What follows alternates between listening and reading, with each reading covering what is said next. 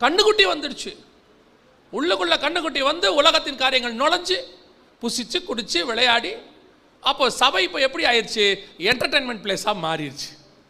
சில இடங்கள்லாம் 1.5 மணி நேரம் தான் ஆராதனை மொத்தமே. அதில் 1 மணி நேரம் பாட்டு பாடி அனௌன்ஸ்மெண்ட் கொடுத்து எல்லாம் முடிச்சிருவாங்க. ஒரு 15-20 நிமிஷம் செய்தி கொடுப்பாங்க.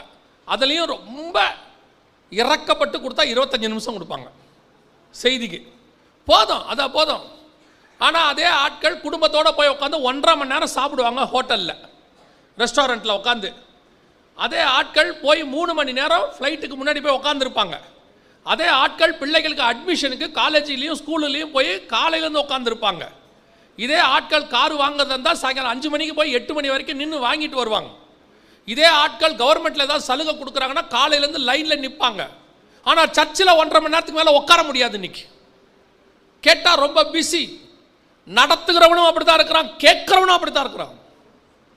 ஏன் நடத்துகிறது மோசே அல்ல, நடத்துகிறது இன்னைக்கு கண்ணுக்குட்டி நடத்திக்கிட்டு இருக்கு பல இடத்துல. மோசே நடத்தும் போது உன் ஆவிக்குரிய வாழ்க்கை கர்த்தரை நோக்கி இருக்கும். அவன் மலையை நோக்கி பார்க்க சொல்லுவான். கர்த்தர் இன்னைக்கு மகிமையாக வருவார் பாருங்கம்பான், காத்துருங்கம்பான். கண்ணுக்குட்டி நடத்தும் போது அப்படி தான் சொல்லும். ஆடு ஓடு விசிலடி, நல்ல கத்து கூக்குரலிடு, ஓ சொல்லு ஆ சொல்லு, உட்காந்து கட்டி பிடிச்சி ஆடு, தூக்கி போட்டு சுத்து, ஆணும் பெண்ணு கலந்து ஆடு. ஏன்? நாம எல்லாம் சந்தோஷமாக இருப்போம். கண்ணுக்குட்டி கண்ணுக்குட்டி. இதே இடத்துல இருந்தீங்கன்னா, இப்படியே உங்கள் ஆவிக்குரிய வாழ்க்கை போச்சுன்னா 1 தெசலோனிக்கேயர் 4:16-17 வரும்பொழுது இம்மை பொழுதில் நீங்கள் மறுரூபமாக மாட்டீர்கள்.